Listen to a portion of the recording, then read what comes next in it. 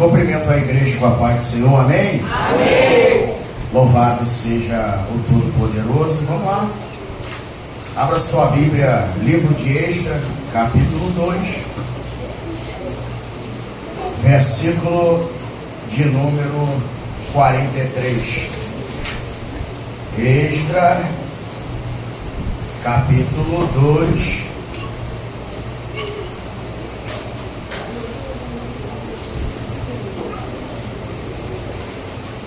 Esdras, capítulo 2, versículo 43.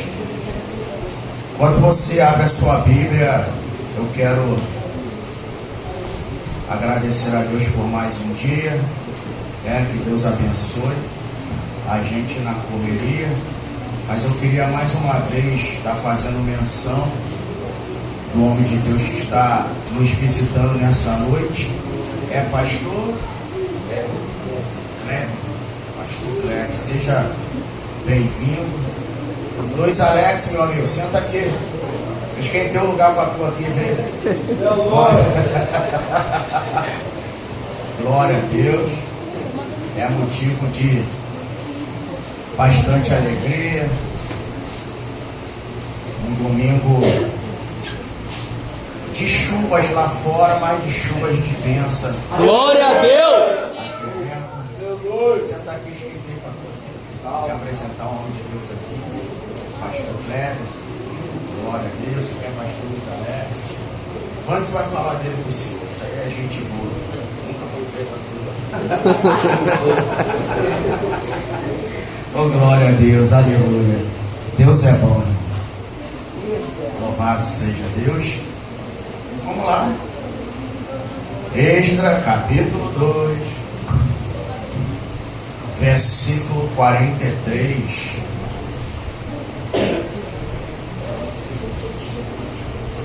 Glória a Jesus. Vou tirar uma foto maneirinha aí. Ela está esperando o senhor sorrir. Tá difícil aqui. Meu Deus. Foi? Mais uma aqui assim, botando o dedo, fazendo banho em Maria. Não tem uma foto. Pô, só tira a foto de mim fazendo carinho. Aí fica difícil.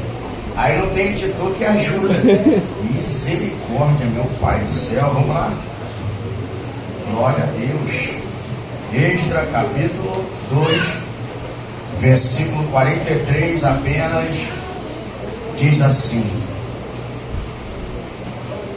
os netinins. Vou ler de novo. Os netinins. Algumas traduções aí tá servidores do templo. Quem está servidor do templo aí, levanta a mão. Deixa eu dar uma olhada numa circunferência. Aqui em cima só tem a do Gude. Mas eu vou ler de novo.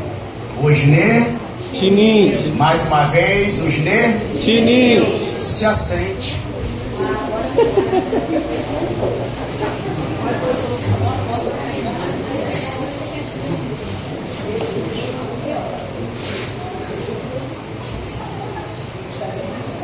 Glória a Deus.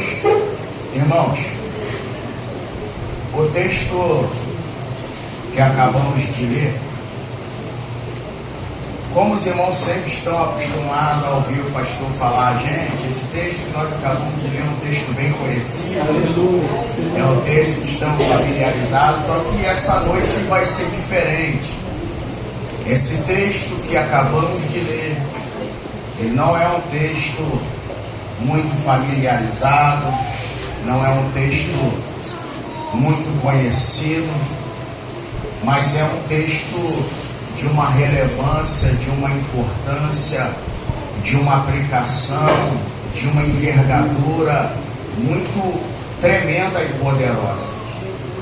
A gente começamos falando domingo passado, mas não conseguimos fazer a conclusão, e glória a Deus por isso, Deus derramou a sua glória sobre nossas vidas, manifestou o seu poder, e nós estamos nessa noite convictos em Deus, de que Deus irá mais uma vez falar ao nosso coração, para que a gente venha entender a origem dos natins. você precisa voltar comigo. Eu quero te convidar você a abrir a sua Bíblia lá em Josué, capítulo 9. Você vai ler o versículo 22 e o versículo 23 comigo, para a gente poder entender que foi daí que deu a origem a esse grupo de pessoas responsáveis, né, pela dedicação do templo. E os natinins, eles não são levitas, eles não têm nenhuma nacionalidade levita, né, mas eles eram alguém importante no culto, né? Eles tinham uma importância muito grande. Nós vamos estar falando sobre eles, que o povo passa por esse período todo. Vem o período em que Salomão ele edifica o templo, o reino é dividido, vem o cativeiro assírio, vem o cativeiro babilônico, o povo é liberto do cativeiro babilônico, eles voltam sobre a liderança de Zorobabel para Jerusalém. Chegando em Jerusalém, eles vão começar a se esforçar para poder construir o templo novamente, na realidade reconstruir. E quando nós lemos o livro de Esdras, nós vamos ver a dificuldade que o povo encontrou na reconstrução do templo. Nós vamos ver ali que quando eles chegaram em Jerusalém, a primeira coisa que eles fizeram foram lançar o fundamento do altar, para que pudessem então ali eles dar continuidade à construção, né, à reconstrução do templo. E os irmãos são sabedores que nesse inteirinho houve algumas impossibilidades, alguns levantes, para que eles viessem largar a mão da obra e desistir. Nesse inteirinho nós vamos encontrar ali alguns profetas que são levantados para poder exortar o povo em todos os aspectos, não só a eles a voltarem a fazer o que era certo, como também para que viesse lhe dar uma palavra de ânimo. O texto é claro, nesse inteirinho vai levantar Ageu, vai levantar Malaquias, profetizando para o povo, ainda que num período bem curto, mas eles estavam ali fazendo menção.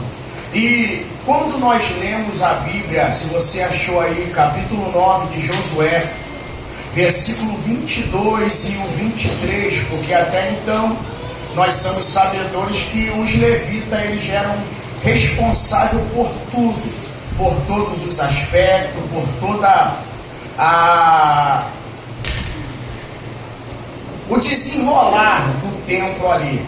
Só que por causa da atitude dos gibeonitas, Josué ele vai dar uma missão para eles a partir daquele dia em diante.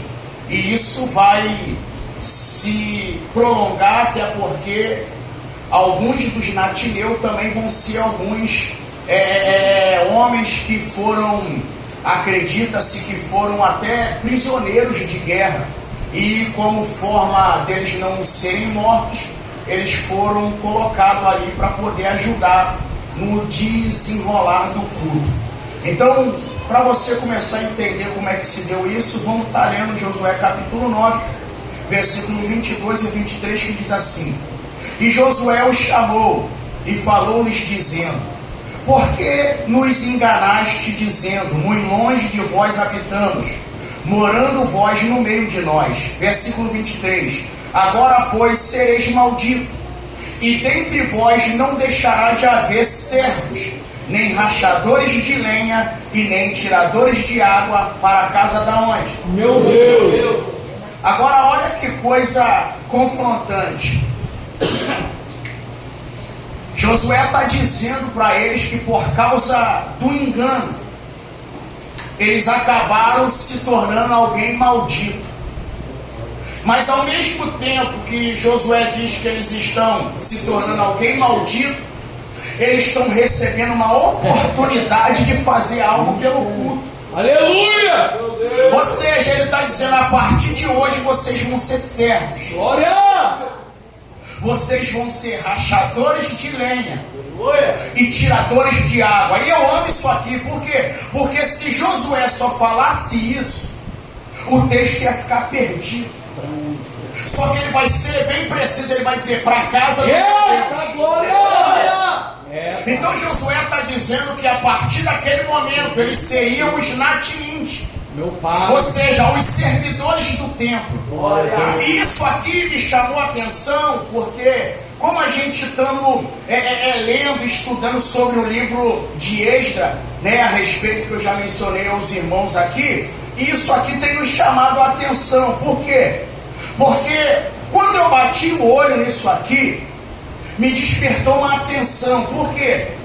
Porque Deus, ele fez questão de que esse grupo fosse mencionado na listagem da volta daqueles que retornaram para Jerusalém. Meu Deus. E você sabe que a Bíblia ela só faz menção de alguém.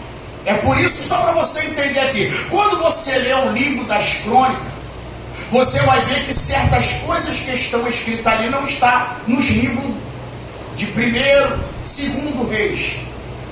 Você pode ver que ali não vai fazer menção. Quando você lê o capítulo 16 de 1 Samuel, você logo observa que Jessé tem 7 filhos dentro da casa e um do lado de fora, que era Davi. Isso aí é fato. Aí a Bíblia diz, você conhece toda o desenrolar do texto. A Bíblia diz que Samuel pergunta se tinha alguém. Jessé fala, tem um menor, está apacentando ovelha, então ele manda trazer o rapaz. Quando você lê em Crônicas, não menciona 8, só menciona 7. Aí fica aquela pergunta, será que Esdras, quando escreveu, ele esqueceu de mencionar alguém? Não, é porque quem não faz história não é mencionado no livro das crônicas. Meu Deus. Então teve um filho de Saul que nada fez. Quem nada fez, nada vai ser lembrado. Então nós vemos aqui que Deus, ele fez questão de que Esdras mencionasse os natinins. Aleluia. Na listagem do povo. E eu estava fazendo uma reflexão, porque isso aqui nos dá um ensinamento tremendo, e a gente vai fazendo algumas anotações. Eles não só vão ser mencionados no livro de Esdras, como também no livro de Neemias, né? Na questão ali da reconstrução. Então a gente estava fazendo uma meditação e algumas anotações. Então, primeira coisa, quem eram os natinins? Algumas traduções já por si já traz quem são eles. São os dedicados ao serviço da obra, o serviço de Deus. E eles foram separados para esses trabalhos contínuos. Aí eu estava fazendo uma meditação e isso aqui me chamou a atenção. Por quê? Porque, analise comigo, eles não eram sacerdotes, eles não eram levitas, mas para o culto funcionar, pastor Kleber, precisava deles. Vou mencionar para você de novo o que eu falei da outra vez. Quando nós lemos Levítico capítulo 6, a partir do versículo 7 ali até o 13, que é conhecido, a Bíblia diz que o fogo arderá continuamente sobre o altar e não se apagará. A Bíblia é clara ali. Quem é responsável por remover a lenha não são remover as cinzas, não são os natinins. Quem é responsável de colocar a lenha no altar não são os natinins, mas eles são responsáveis para que a mesma não falte.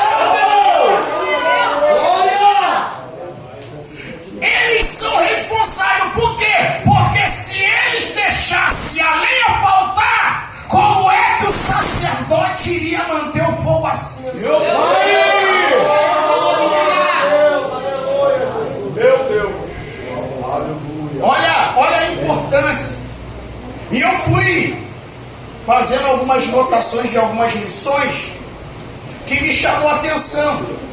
Então eles não eram sacerdotes, não, pastor, não, mas eles eram indispensáveis. Você quer ver? Eu vou até antecipar aqui.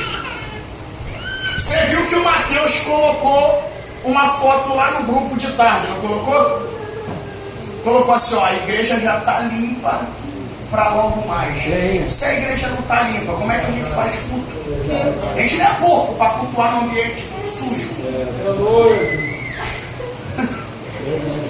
Então isso aqui você já começa a perceber a importância de quem não tem posição,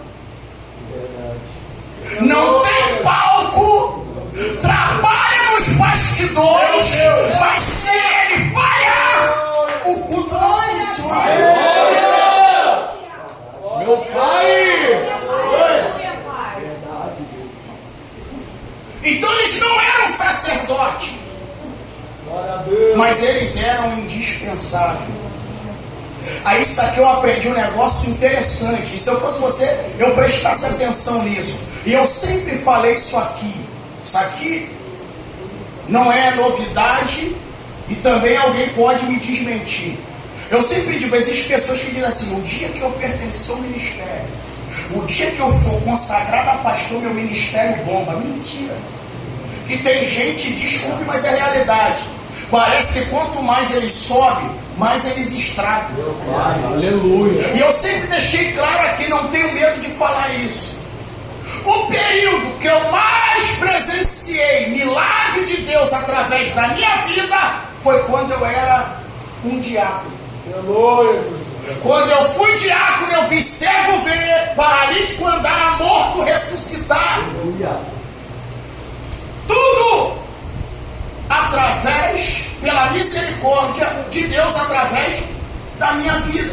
Quando eu já contei algumas experiências, que eu orei uma menina de 11 anos cega, Deus abriu a visão dela na hora, ela deu um grito, a mãe começou a chorar, eu pensei que a mãe ia se entregar a Jesus, a miserável falou, ainda não é o tempo.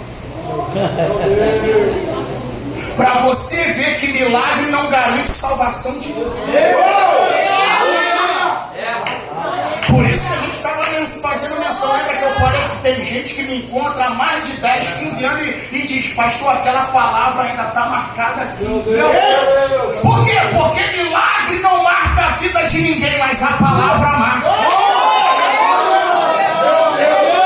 Porque se milagre fosse garantia de salvação, em Lucas 17:11, os 10 leprosos eram para ser salvos. Só que a gente tem um mistério ali. 9 foi curado, mas só 1 foi introduzido no reino. 9 foi curado, mas só 1 recebeu a salvação.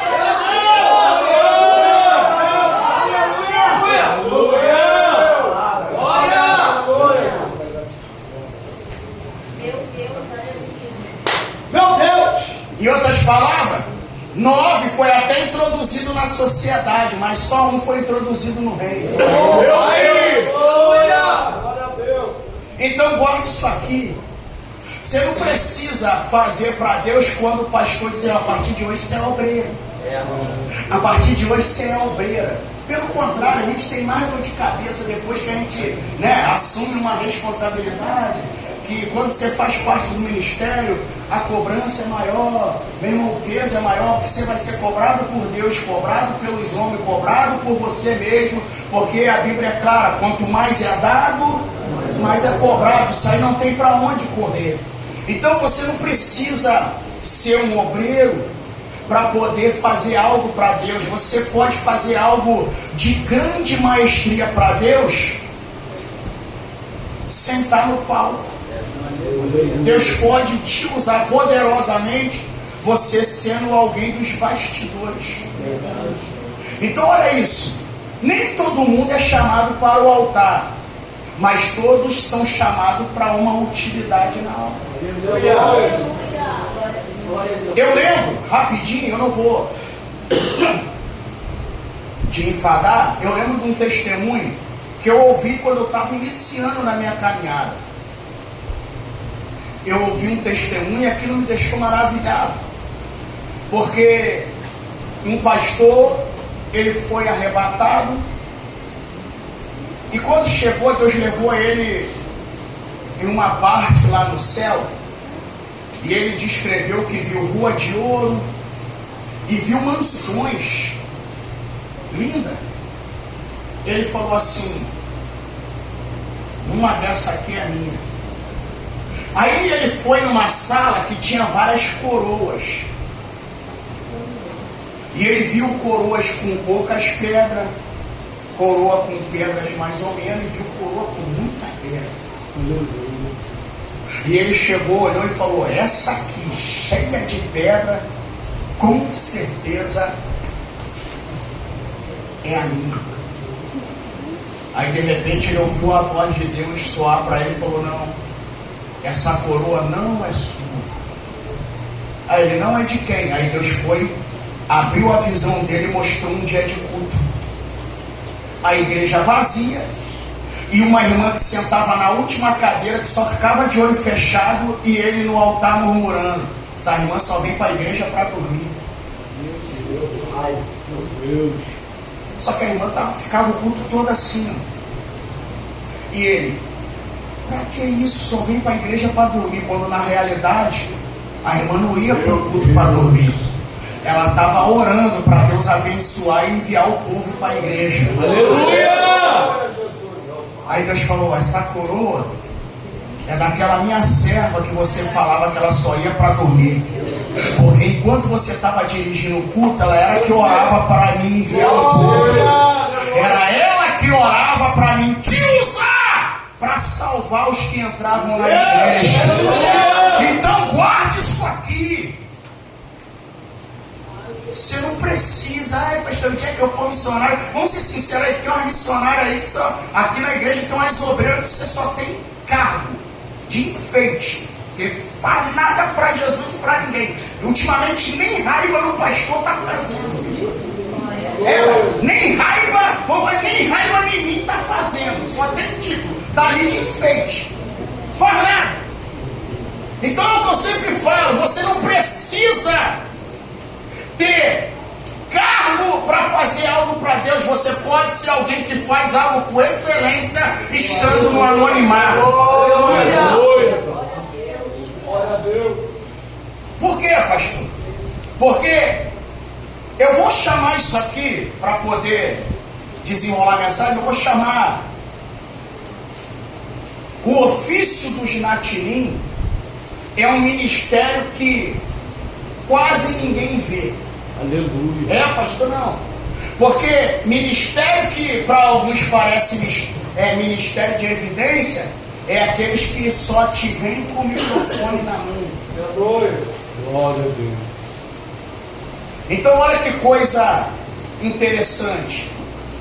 Enquanto os sacerdotes apareciam no culto, eram os natinins que mantinha tudo funcionando. Aleluia. Por quê?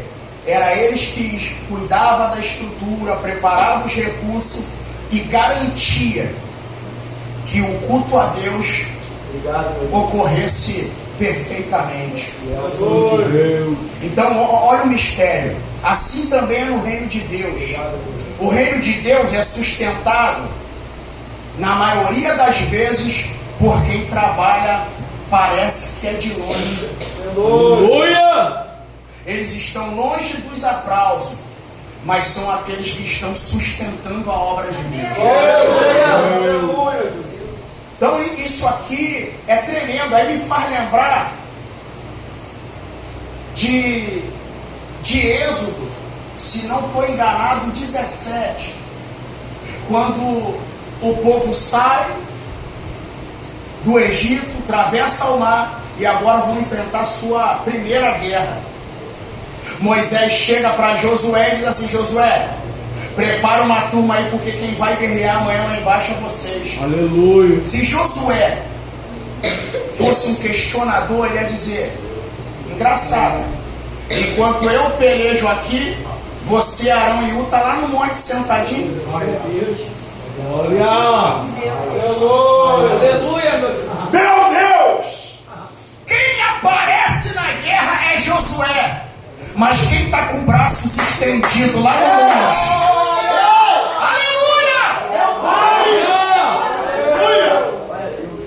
Enquanto eles estão guerreando, tem alguém com o braço estendido. Só que ficar com o braço estendido por muito tempo cansa. Aí tem alguém que vai sustentar de um lado e tem alguém que vai sustentar do outro. Aí a Bíblia diz que quando os braços ameaçavam a descer, a guerra ia sendo, aleluia, prevalecida pelos inimigos. Mas quando os braços de Moisés se estendiam, o povo de Deus prevalecia. É mais ou menos assim. Enquanto tem alguém fazendo a obra, dirigindo o culto, dirigindo o grupo, tem alguém nos bastidores dizendo: Senhor, abençoa, não deixa o diabo bagunçar. Usa a vida do teu servo e da tua serva.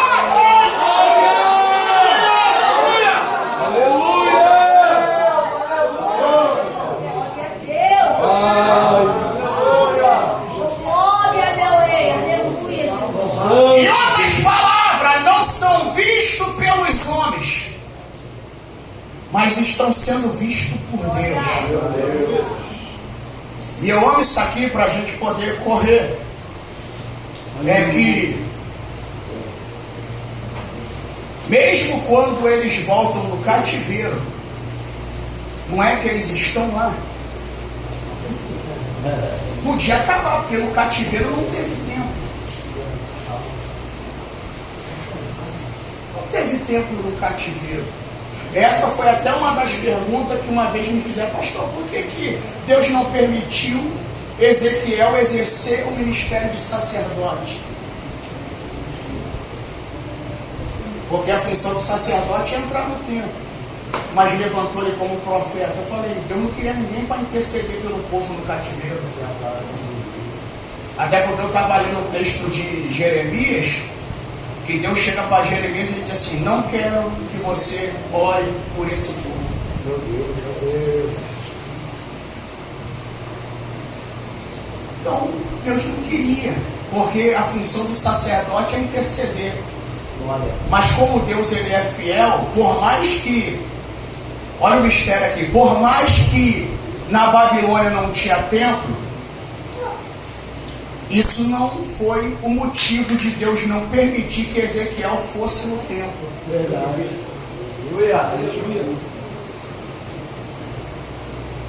E é até interessante que Jeremias está aprisionado aqui, ó, na câmara. A câmara são salas ao redor do templo. Ele está aqui.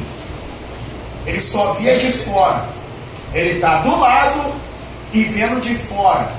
Ezequiel está lá em Babilônia e está vendo o que está passando por dentro.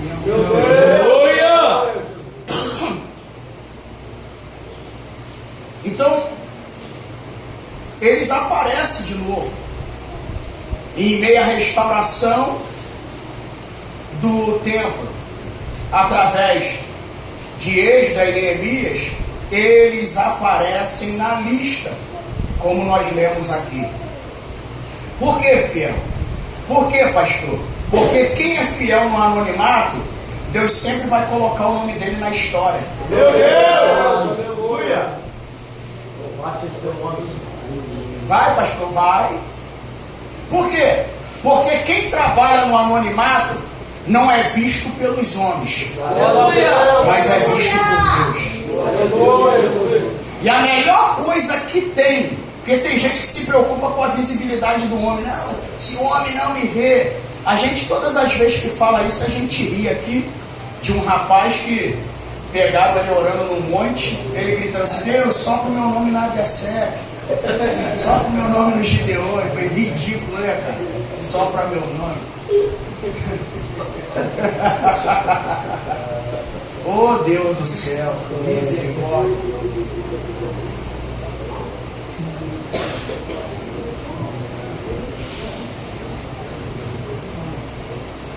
Então, quem não é visto pelos homens, você pode ter certeza que vai ser lembrado por Deus. Nós temos inúmeras passagens bíblicas que nos provam isso. O próprio texto que eu mencionei para vocês há minutos atrás. Olha o que Jessé faz. Convida os 7 filhos e deixa Davi de fora. Quando Samuel chega, na mente de Samuel está todo mundo ali. Mas na realidade, enquanto os 7 filhos estão sendo lembrados pelos homens, Davi, que não foi lembrado pelos homens, está sendo visto por Deus lá no Pai. Aí eu até falo isso, eu até criei uma frase em cima disso, porque quando Samuel faz a pergunta, aquilo ali é sério, porque ele pergunta para Jessé: se passaram todos os mancebos? Jessé com certeza parou para pensar, porque se ele ousa mentir, ele sabia que ia dar problema. Porque o profeta ali não era apenas um homem, era alguém que representava o próprio Deus. Então eu sempre falo sobre isso, irmão. Esconder dos homens parece vantagem, mas esconder de Deus nunca vai ser um bom negócio. No entanto, que quando ele fala, parece que ele dá aquela pausa assim e diz: ah, tem. Nem fala o nome, diz: tem o menor, está lá no campo. Aí Samuel olhou e falou: manda chamar, porque enquanto ele não chegar, a gente não se assenta. Aí você vê o mistério. Quando o primeiro chegou, olha a fila de Deus, quando o primeiro se apresentou, que Samuel olhou pela aparência, Deus bradou no ouvido do profeta e falou: esse eu tenho rejeitado. E tem outro: o homem olha pela aparência, eu olho para o coração. O primeiro da lista, quando se apresenta, é rejeitado. Mas olha quando o último chega na porta. Quando Davi bate na porta, o próprio Deus vira para Samuel, está lá no texto: é esse mesmo, pode ungir.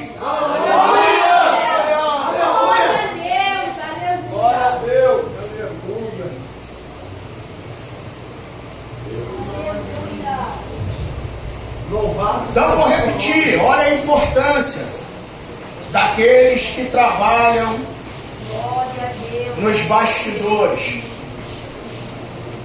Em outras palavras, Deus é especialista em registrar nomes que os homens esquecem.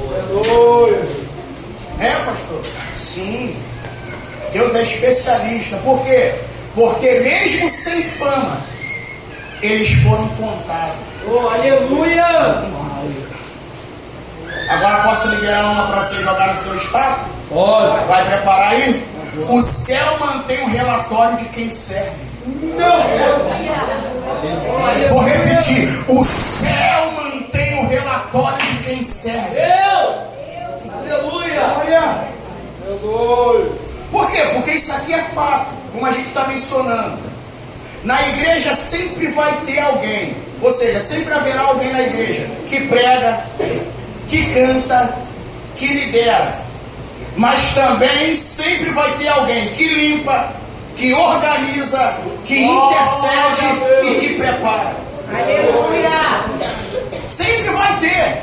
Aleluia, meu Senhor! Por quê, pastor? Porque sem ter quem limpa, quem organiza, quem intercede, quem prepara, como é que quem prega vai estar com o microfone com as pilhas carregadas? Aleluia! Glória! Uma vez a gente passa isso direto, mas fazer o que, né? Às vezes eu estava aqui no culto aqui, aquela correria da vida danada. Aí eu não lembro bem o que estava desencadeando, mas tinha muita gente passando mal, os irmãos numa correria danada. Aí chegamos no culto aqui, era umas 6h40, aí fomos dar uma ajeitada rapidinho. A igreja não estava muito, mas deu uma corrida.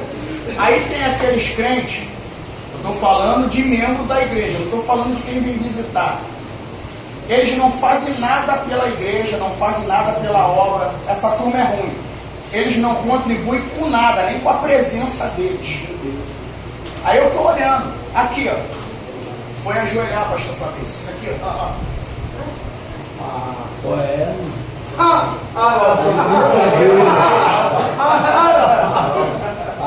Falei, aí não. Falei, lá, vamos deixar desenrolar para ver aonde vai. Eu vou dar corda. Vou dar corda para ver aonde isso vai. Você vê, não ajuda em nada. Mas quer exigir aonde o joelhinho do alecrim dourado vai dobrar. Não tem uma poeirinha. Ah, que lindo. Meu Deus! Dorme com um barulho santo desse. Não, é como diz, é de cair o queixo. Então, eu vou repetir mais uma vez. De repente você deve achar, porque tem pessoas que elas são oprimidas. São, pastor? São.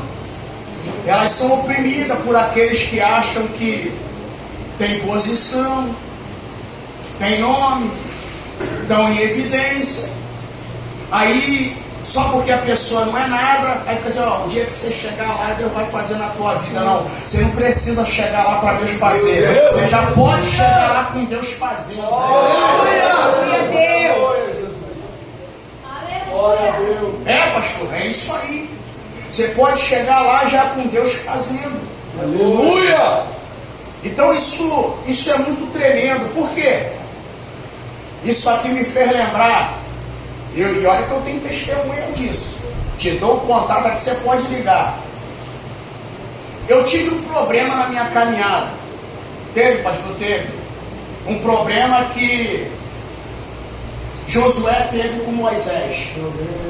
Porque quando Josué lá em Números 25 viu o povo profetizando e ele não, ele falou, Moisés, vamos mandar proibir? Moisés falou, tem ciúme por mim, rapaz? Oxi, tá com ciúme? Eu queria que todo mundo fosse profeta, rapaz, e Deus lhe desse o seu espírito. Aleluia! Então eu sofri espírito de ciúme. Por quê? Porque eu tinha aquela mentalidade. Eu sempre falava assim, já que eu entrei para a igreja, meu irmão, não vou ser um crente qualquer, meia boca, como ele diz aí. Eu vou ser alguém, meu irmão, que vou me entregar para Deus. Aí comecei a buscar. Aí na época meu pastor começou a ir para monte. Aí, meu irmão, onde meu pastor estava, eu estava colado nele. Aí começou aquela turma que não faz nada. Olha lá o filho do pastor Jonas. Aí ficava assim, olha lá o filho do pastor. Aqui o filho do pastor Jonas hoje quem é? Meu Deus! Vai ver aqueles que falavam cadê? Vai ver onde eles estão hoje. Vai lá ver. Aonde eles estão. Aí ficava lá, filho do pastor Jonas. E o pastor, lógico, meu irmão. Eu sempre digo, pastor quer trabalhar com quem trabalha, não com quem dá trabalho. Aleluia! Porque tem gente que acha que a gente quer trabalhar com quem dá trabalho. Não. A gente quer trabalhar com quem quer trabalhar, meu irmão. Glória a Deus! Então, aí o pastor pegou, começou a fazer o seguinte. Falou, ó, o culto de libertação quem vai dirigir é o Jorge dos Santos. Aí o que eu fazia? No dia que eu dirigia culto, eu ajudava outras pessoas, porque tinha culto 2 vezes só na semana. E geralmente era assim, quando eu não dirigia, eu pregava. Eles ficavam para morrer. Eles falavam assim, é o filhinho do Jonas, filhinho do Jonas. O filhinho do Jonas está aqui pela misericórdia de Deus. Vou para 30 anos, ó. Esse ano emprato 30 de caminhada. Mais de 15 de ministério pastoral. Eu estou aqui na mesma batida, na mesma pegada. Nem menos e nem mais. Na realidade eu estou... Mas estou aí na mesma batida. Quem me conheceu há 30 anos atrás, em 96, e me conhece hoje, lógico, hoje a gente está mais experiente, né? A caminhada fez isso, mas a batida continua a mesma. Continuo crente, continuo lendo. Então a galera que só lê não vai pregar. Continuo, meu irmão, incentivando. No entanto, tem uma galera aí, ó. Paulo Sérgio, daqui um dia, prepara lá para fazer um patinho. O homem agora não quer outra vida. Eles estão me assustando, cara. Eu estou ficando lerdo, pastor. Sério, eu estou ficando lerdo, porque hoje eu vou ler, aí eu leio um texto. Aquilo mexe comigo, eu quero meditar. Os camaradas estão lendo 2 livros por semana. Falei, gente, vocês são devoradores. Aí eu brinco com eles, eu falo, isso aí, meu irmão, aproveita, cai para dentro. Porque aí depois, quando chegar lá na frente, vocês se destacar, aí vão dizer lá, é porque era queridinho do pastor, né? Não é porque eles se esforçaram. Então a diferença é essa.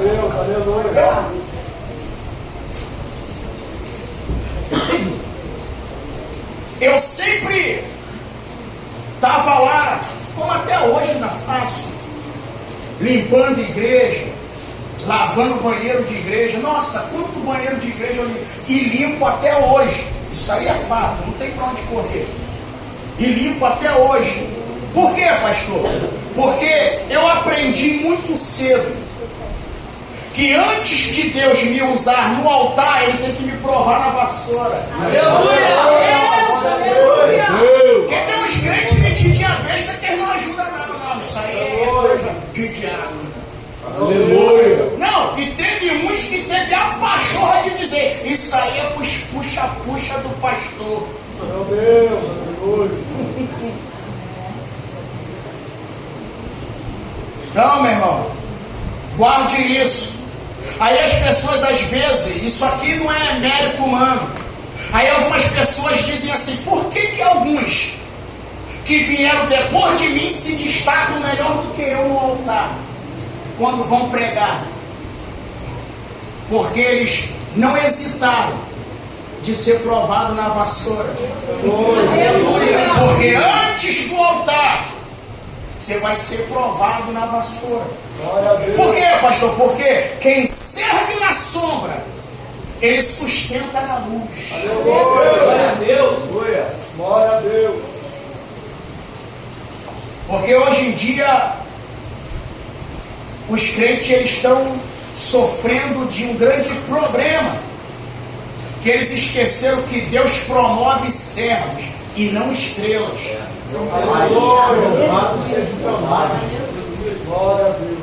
É, pastor, sim, Deus promove servos e não estrelas. Então, isso aqui é tremendo. Por quê? Porque se você entender que para servir a Deus você não precisa começar pelo microfone. Meu Deus, Glória. Não, pastor, não. Como é que eu começo, meu irmão? Tendo disponibilidade para Deus. glória a Deus, aleluia.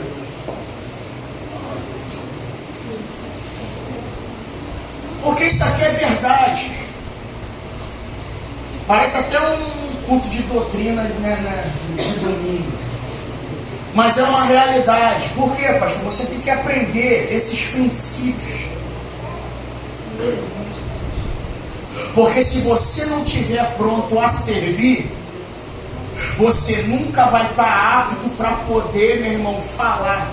Pai, glória a Deus. Uma frase que é muito usada e é verdade: quem não se assenta para ouvir não tem autonomia para ficar de pé para falar. Meu Deus. E hoje a gente tem um problema hoje. Temos, pastor? Temos. Paulo combateu isso escrevendo lá para a igreja de Corinto, mas a gente tem isso hoje. Tem. E eu sempre falo isso aqui. Tem irmãos aqui, a gente aqui dá oportunidade para todo mundo. Tem pessoas aqui que começaram pregando com 2 minutos, 5 minutos, 10 minutos. E eu falo para eles, não se preocupa com a extensão, porque tem gente que fala muito, mas o conteúdo é pouco. Como dizia lá na roça, falou 1 quilo, mas não serviu 100 gramas. Meu Deus. Como a gente dizia antigamente, não é pregador, é latoeiro.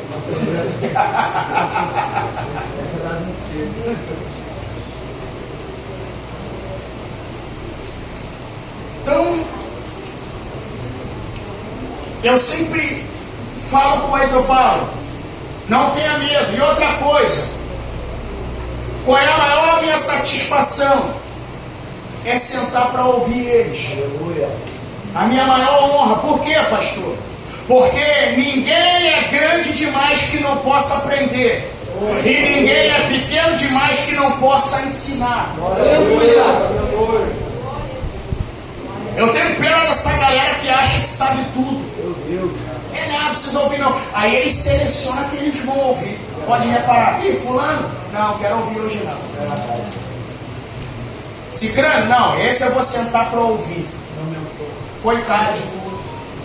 Tá igual o problema lá. Aí Paulo teve que escrever. Ainda bem que eu não batizei nenhum de vocês. Porque vocês estão dizendo eu sou de Paulo, sou de Apolo, sou de... Meu Deus. Botaram até o nome de Pedro no meio, sem Pedro nunca ter pisado em Corinto. Quando ele falou, sou de Cefa. Então, existem pessoas hoje que ainda tem esse tipo de escolha. Não, eu não sinto não. A irmãzinha ali nunca pregou, vai pregar hoje. Eu vou aprender o quê? Como ela pregando a primeira vez? Muito. Princípio da vontade. É aprender a ouvir enquanto a sua vez não chega. Vamos lá, eu vou partir para finalizar aqui, que daqui a pouco eu vou fazer uma oração de libertação.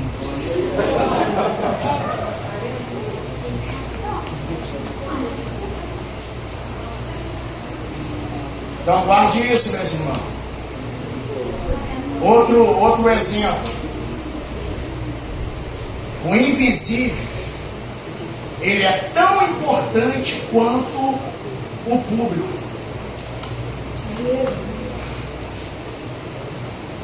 Então não se desmereça, se diminua, porque você não tem uma posição ministerial. Comece fazendo para Deus agora. Deus pode te levantar, você aí, sem ser obreiro, sem ser nada, e Deus te usar com mais graça, com mais unção, com mais trepidez e ousadia do que a gente que está no altar. É, pastor? Sim. Glória a Deus. Sim. Então sempre venha para a casa do Senhor naquela senha que eu te dei. Como, pastor? Senhor, que eu venha ser instrumento usado por ti para ser canal, bênção na vida de alguém. Porque existem pessoas que entram, como eu sempre digo, às vezes os estrelas vai falar e não vai atingir ninguém. Mas a pessoa humilde que teve uma oportunidade vai ler um texto e era a resposta para alguém que entrou naquele momento.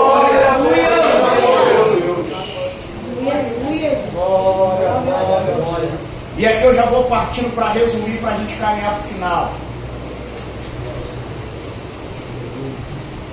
O cativeiro acabou. Acabou, pastor? Acabou. Mas o que mudou? Eu amo isso aqui. Mudou o tempo, mudou o cenário, mas o coração de servo continuou o mesmo. Aleluia.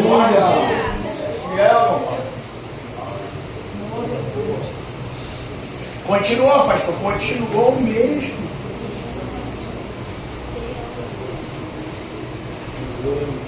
Por quê, pastor? Porque você tem que entender o seguinte: quem tem o coração de servo não serve por posição, serve por propósito. Eu só vou fazer se o pastor me colocar como tal. Se não me colocar, eu não faço. Não faça.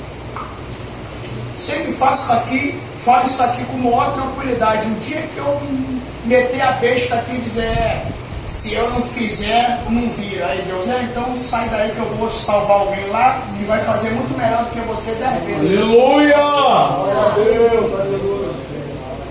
Por quê, pastor? Porque ninguém é insubstituível, irmão. Não tem essa lá, eu sou insubstituível.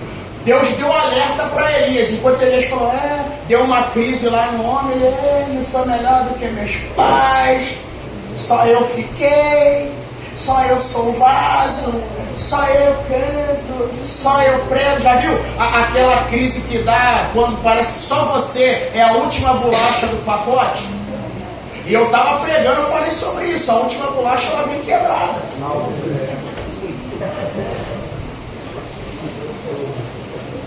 Oh, aleluia! Você já viu? Você tem que se sentir feliz. Glória! Porque tem, só eu que abro o culto, só eu que canto o hino da harpa, só eu que faço, não sou eu melhor do que meus pais. Aí Deus vai ter que falar, fica tranquilo que tem 7.000. Aleluia!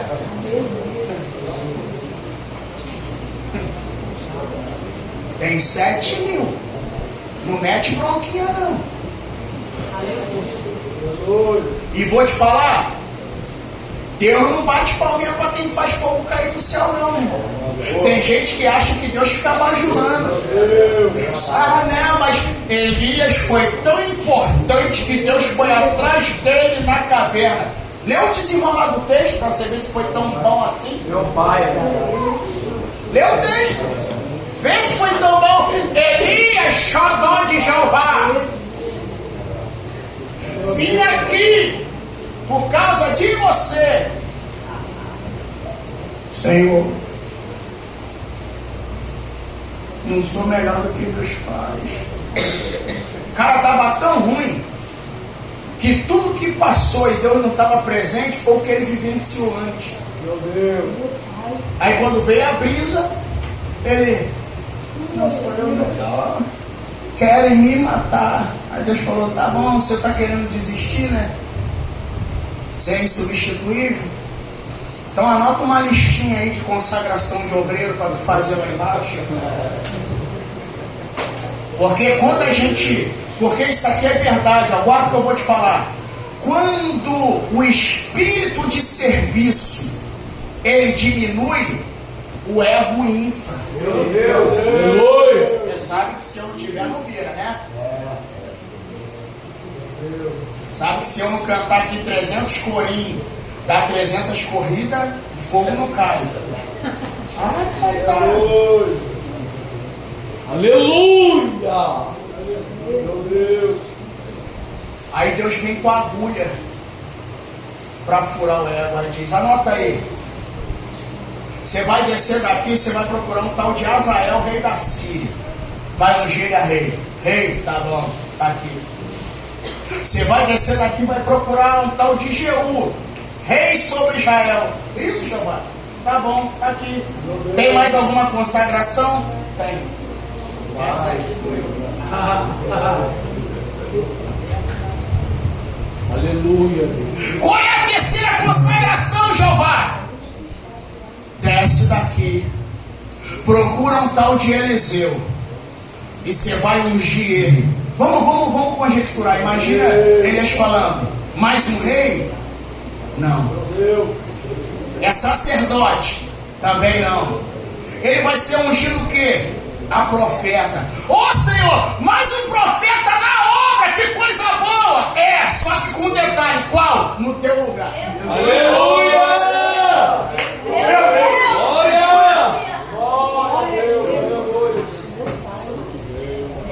Aí escuta isso aqui. Eu acho isso aqui bacana, que as pessoas elas fingem não se preocupar com o que eu falo, mas aí você vê que elas sempre. Uma vez eu vi uma irmã aqui, elas estão aqui no culto. Eu vou falar assim que vocês vão entender, porque eu não quero fazer exposição de vocês, mas eu não tenho número de roupa. A irmã chegou e falou, irmã, qual é teu nome?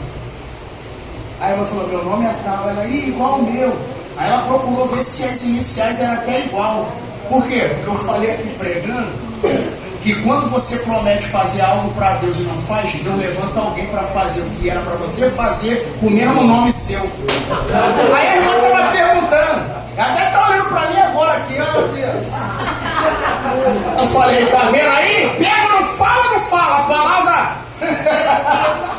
Eu falei, e isso é verdade.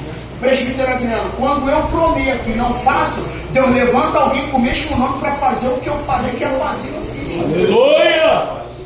Olha a conversa. Simão, eu vou para Jerusalém. Ser entregue na mão dos malfeitores e pecadores.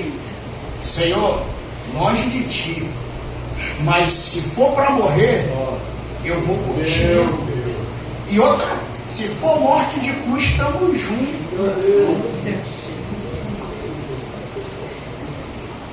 Depois da madrugada, meu irmão, do Monte das Oliveiras, você só vai ver Pedro sentando numa fogueira que não é dele, ainda falando que não conhecia Jesus. Sei nem de quem vocês estão falando.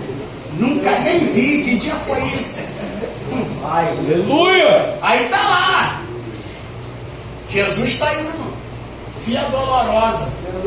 Aí tá vindo alguém do campo. A Bíblia não mencionou o nome dele por acaso, não, rapaz. Deus! Você vai ajudar ele. Qual é seu nome? Simão. Você é da onde? De Cirene. Simão Sirineu, vai. Aleluia! Já que o Simão Barjonas não vai, Aleluia!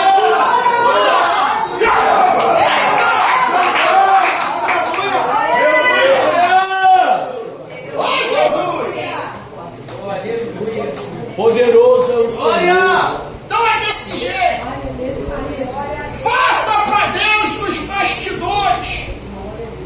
Não precisa de holofote. Por quê, pastor? Porque Deus, Ele honra quem faz no anonimato. Aleluia! E vou te dizer ainda mais. Você pode até pensar, pastor, ninguém está me vendo. Tu que pensa. É, pastor, sim. Davi está lá no campo. Agora quem está no trono está endemoniado. Vou fechar aqui que eu já vou partindo para concluir.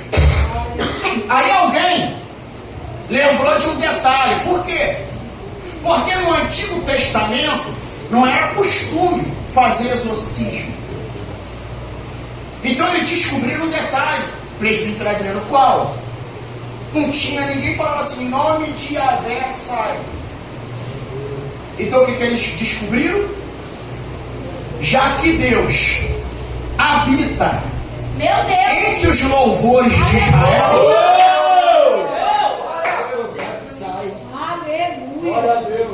aí eles disseram, vamos achar alguém que toque bem. Não é quebrar galho, eu não vou quebrar um galho aqui, não. É toque bem. Aí fala, e agora? Como é que a gente vai achar alguém? Aí tinha um camarada lá e falou, ô rei, posso falar? Oportunidade? Fala aí, varão. Oportunidade está contigo. Eu passei bem no campo. Meu Deus, Jesus. É o filho de Jessé, o cabelinho vermelho. Que Jessé não leva ele para as festas. Não mostra ele para ninguém. Deus, tremendo, Jesus. Eu vi o camarada tocando. Aleluia. E vou falar pro rei. Nunca vi ninguém tocar como ele. Como é que é? O camarada é bravo. Se ele tivesse, você vai dizer, quando ele toca, o céu desce. Quebra tudo. Ele manda chamar ele lá. Isso aqui é só para descontrair. É o primeiro pentecostal cabeça de fogo do Antigo Testamento. Aí vem ele, cabelinho vermelho. Davi, filho de Jessé, pois não. O cão pega Saúl. Está perturbado. Davi, se fosse na nossa vida, canta para Jesus. Aleluia! Davi pegou a arma.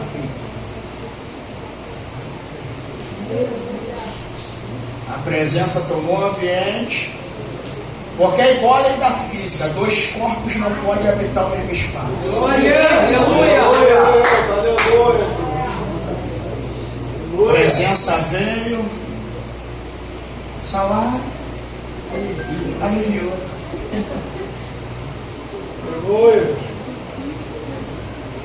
Então fica tranquilo.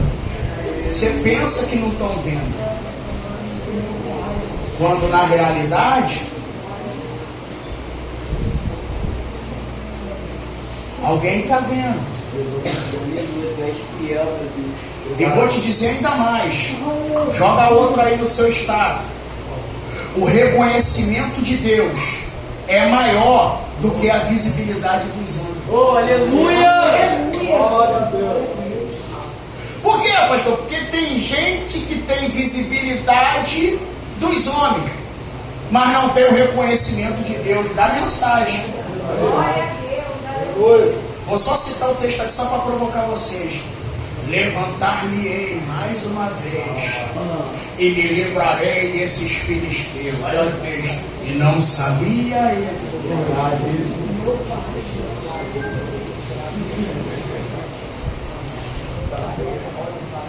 Sansão é aquele tipo de crente que recebeu, perdeu, mas não sabe que perdeu. Aí ele acha que ainda tem. Meu Deus.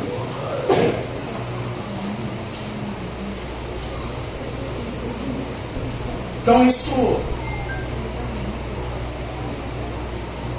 é tremendo da parte de Deus. Então seja alguém que sirva a Deus no anonimato, com excelência. Porque eu poderia citar aqui para vocês inúmeras frases, inúmeras passagens bíblicas. Um dia perguntaram Charles Spurgeon qual é o segredo do sucesso do seu ministério. Ele falou: porque o meu povo ora por mim. Aleluia. Aleluia.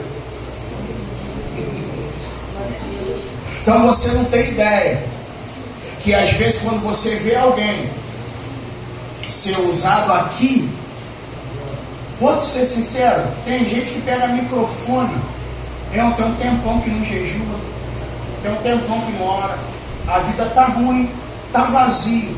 Pastor, por que Deus faz? Não é por causa de quem está com o microfone na mão, é por causa de alguém que está com o joelho dobrado no bastidor, quando alguém pegar o microfone e diz: Senhor, derrama a sua glória. Aleluia! Meu Deus.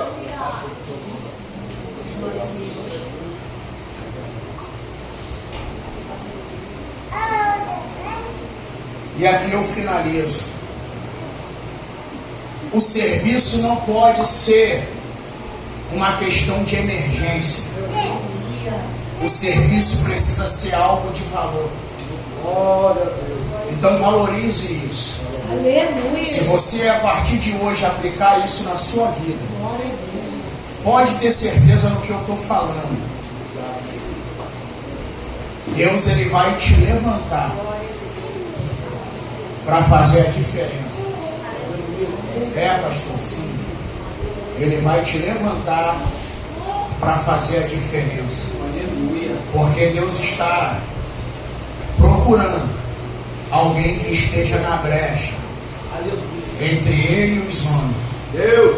Só que tem vezes que Deus procura e infelizmente ele não acha. Então se coloque na brecha. Continue servindo no anonimato, sendo fiel, lendo, orando, intercedendo, fazendo. Porque me fez lembrar de um texto que eu preguei na festividade lá no Pastor Moab. E eu até falei com o varão, varão, pô, mas esse texto é estranho para a festividade, mas Deus tem o seu propósito. Quando eu comecei a estudar o texto, eu entendi. Hebreus 6 vai dizer: Deus não é injusto para se esquecer do trabalho e da obra que vós fizeste para Ele. Esse foi o tema. Aleluia. Então Deus não é injusto para esquecer o que você faz na obra dele. Aí Paulo reforça dizendo: para que nós não venhamos desfalecer, porque a vossa obra, ela tem uma recompensa. Paulo está dizendo: todo esforço físico empenhado na obra, Deus vai recompensar. Aplaude a Jesus.